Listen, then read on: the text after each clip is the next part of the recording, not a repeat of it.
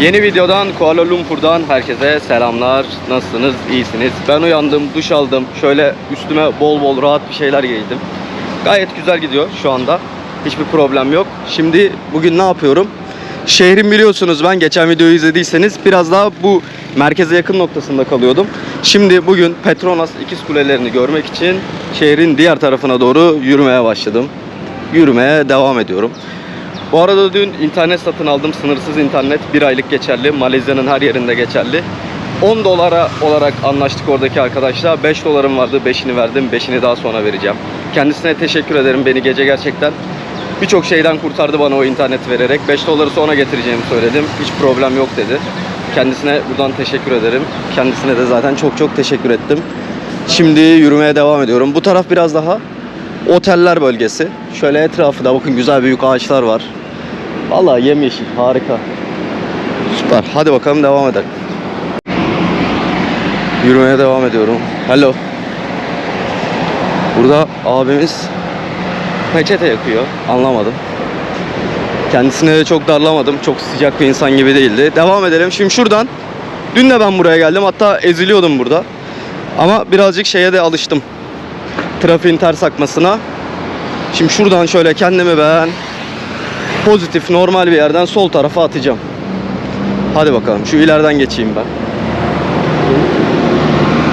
Güzel. Bu arada yürürken hem size etrafı göstereyim hem de birazcık Malezya hakkında da şöyle kısaca benim de internetten okuduğum bilgileri vereyim.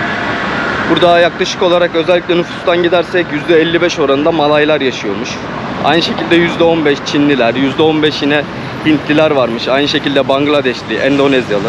Her milletten insan bulmak mümkün burada. Bakın çok sayıda turist de var. Mesela turist abi ve abla geçti şimdi. Şehir bu tarafı zaten gördüğünüz üzere oldukça lüks. Ama arkaları öyle değil.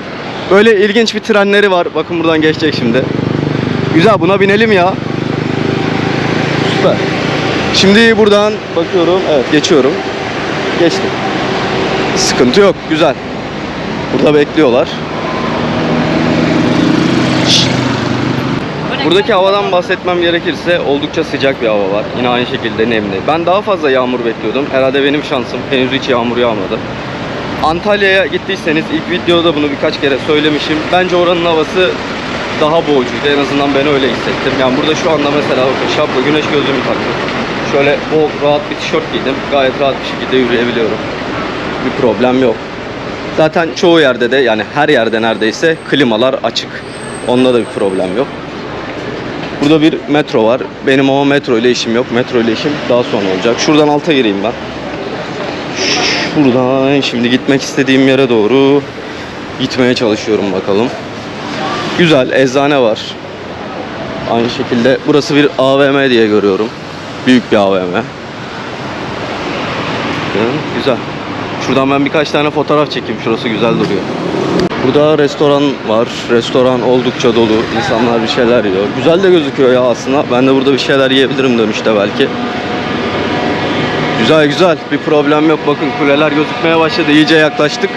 Merak ediyorum İkiz Kuleleri. Petronas. Onun mimarisi de ilginç. Sanırım yabancı birilerine yaptırıyorlar. Bayağı yol deniyorlar. Komple demirden diye okumuştum. Gidince iyice bir bakarım neymiş ne değilmiş. Size de anlatayım onları.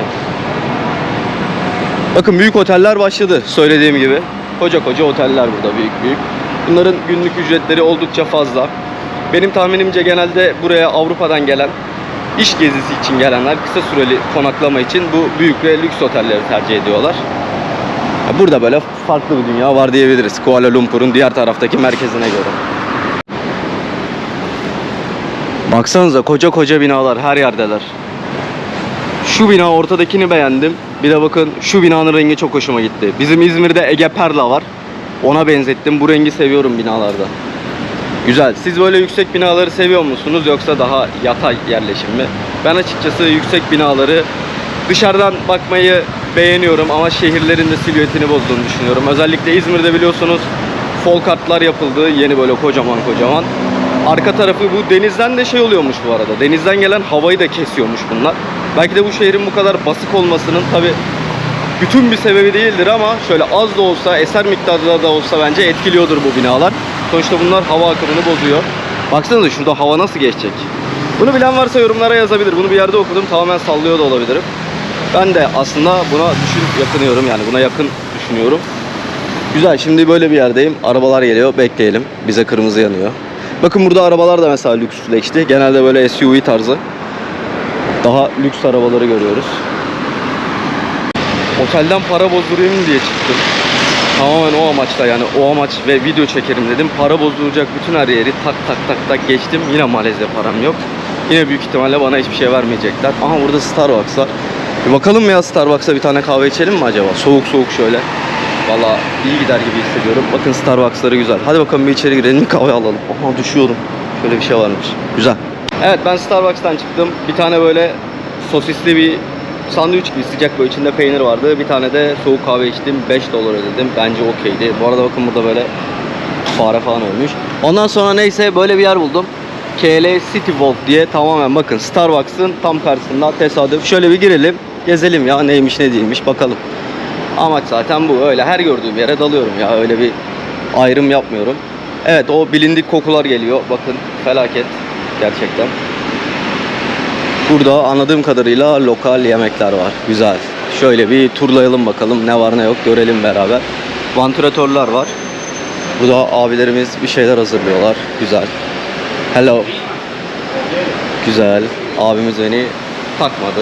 Olsun, sıkıntı yok. Devam. Esnaf sonuçta. Kafasında bir ton farklı şey vardır bence. Gezmeye devam ediyoruz. Sakin bir yer. Çok kalabalık değil şu anda gördüğüm kadarıyla. Anladığım kadarıyla burada böyle büyük bir pazar burası. Yemeklerin satıldığı. Varın Endonezya diyor. Herhalde Endonezya yemekleri yapıyorlar. Burada yine bakın böyle abimiz bir şeyler yapıyor. Güzel, beğendim ya burayı, sakin ama dükkanların çoğu kapalı. Ekonomik kriz burayı da vurdu herhalde. Kapatmışlar. Pasta Panas diye bir yer. Burada abimiz bakın bir şeyler hazırlıyor. Gerçekten boğucu bir hava ya. Çok aşırı yemek kokuyor. Çok sıcak. Şu vantilatörleri koymuşlar ama ne kadar etkili olur bilmiyorum. Bakın burada böyle. Neymiş ya bunlar? Değişik bir şeyler var. Burası tamamen kapalıymış. Pazar Ramadan diyor. Ramazan pazarı. Buraya da girelim bakalım. Neymiş ne değilmiş görelim. Güzel güzel. Beğendim burayı ama söylediğim gibi bir tık boş. Daha dolu olmasını beklerdim. Dışarıdan dedim herhalde burası çok canlı bir yer. Değil ama. Bakalım burada da vallahi pek bir şey yok arkadaşlar burada ya. Buradan ben çıkayım. Aha tuvalet var. Tuvalet ne kadar temizdir acaba? Bakalım mı tuvalete? Oğlum bu ışıklar da beni mahvediyor. Tuvalete dalıyoruz bakalım. Girdik vallahi. Güzel abi, okey bir tuvalet. Süper. Hadi bakalım devam edelim. Ben buradan çıkayım şimdi. Bu Twin şeylere doğru devam edelim. Petronas kulelerine doğru devam edelim. Lan çok mutluyum be. Çok mutluyum vallahi billahi. Bakın şunu düşürmüşüm. Kulelerin oraya gittim. Bu GoPro'nun rüzgarlığı. Kulelerin oradan buraya kadar koşarak geri geldim. Kamerayı da açamadım. Yardırdım. Bütün gezdiğim her yere baktım. Burada tam cebime atarken düşürmüşüm. Vallahi çok mutluyum. Şunu ben takayım. Yavaş yavaş biraz dinleneyim. Koşarak geldim buraya. Bütün sokaklara tek tek baktım. Abi de burayı yıkamış. Aklım gitti. Dedim kesin bu benim hoparlörün üzerine yıkadı. Hadi bakalım. Yavaş yavaş vallahi acele etmiyorum. Şunu gözüm gibi bakacağım şuna. Devam edelim. Petronas'a varmaya devam ediyorum. Çalışmaya, daha doğrusu varmaya çalışmaya. Böyle bir AVM buldum. Dedim ki bu AVM soğuktur. Ben bir gireyim bir AVM'ye bakayım neler var neler yok. Bakın böyle aynı bizdeki AVM'ler gibi. Lüks markalar var yine. Gençler genelde burada, bir dışarısı çok sıcak. Onlar da böyle soğuk bir yerde geliyorlar. Arkadaşlarıyla vesaire takılıyorlardır. Bir bakalım ne varmış buralarda. Güzelmiş ya bu AVM. Bakın.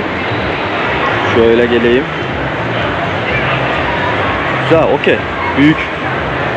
İnsanlar burada aynı benim gibi kamerayla bir şeyler çekiyorlar.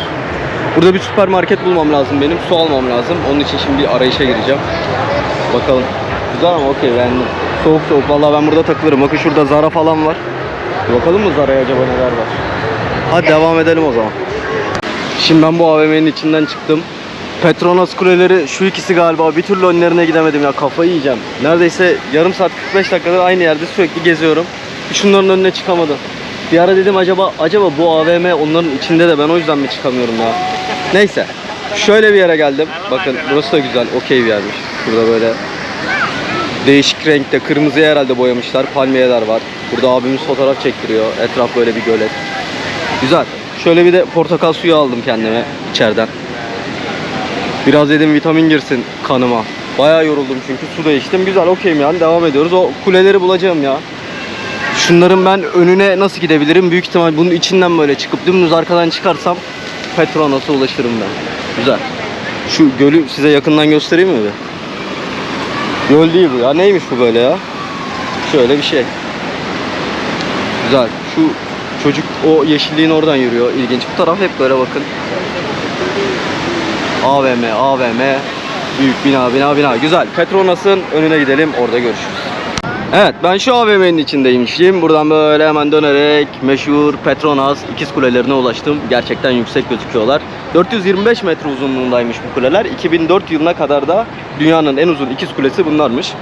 Burada oldukça fazla turist yoğunluğu var. Siz de görüyorsunuz. Bakın şu abiler var. Elinde iPhone 14 Pro Max olduğunu düşünüyorum. Böyle birkaç tane de farklı ışığı güzel alan, anladığım kadarıyla aparatlar var. Hello. Ondan sonra ne diyeceğimi unuttum. Aha, buradan da geldi. Evet, bu abiler bakın şurada var. Bayağı böyle gördüm bu arada bu abilerden. Mesela hemen şurada var. Elinde böyle profesyonel iPhone 14 Pro Max olduğunu düşünüyorum. Böyle birkaç tane daha aparatı var anladığım kadarıyla. Işık falan, fotoğrafçı arkadaşlar daha iyi bilir. Gelen turistlerin 10 dolar karşılığında fotoğraflarını çekiyorlar. Onlara da hemen direkt yolluyorlar. Onlar da sosyal medyalarında paylaşıyorlar. Böyle bir şey de yapabilirsiniz. Ben kendi kendimi çekeceğim açıkçası. 10 dolar vermek istemiyorum. Zaten gördüm. Okey yani, süper. Güzel. Burası da Kuala Lumpur'a gelirseniz eğer görmeniz gereken yerlerden bir tanesi. Böyle bir iki fotoğraf çektirirsiniz. Instagram'a falan atarsınız. Okey bence. Güzel. Güzel kuleler ya, bakın yüksek. Süper. Zaten burada her taraf, arkasında da böyle büyük kuleler var. Turistlerin bayağı ilgisini çekiyor. Öyle. Burada bakın şöyle ablalar seyyar satıcılık yapıyor. Abi de yapıyor. Bir anda böyle bir haber geldi koşarak. Hemen uzaklaşmaya başladılar buradan. Herhalde bizdeki bu zabıta olayı burada da var. Zabıtalar geliyor deyince hemen yerlerinden fırladılar. Şu anda bakın şu abi sarılı olan onları gözlüyor. Zabıtaları geliyorlar mı diye. Buradaki abla ve abi de şimdi ondan haber bekliyor. İlginç. Yani burada da olay varmış aslında. Vergi vermeden tahminimce burada satış yapıyorlar. Zabıta da büyük ihtimalle böyle ara sıra geliyor. Onları yollamaya çalışıyor. Öyle.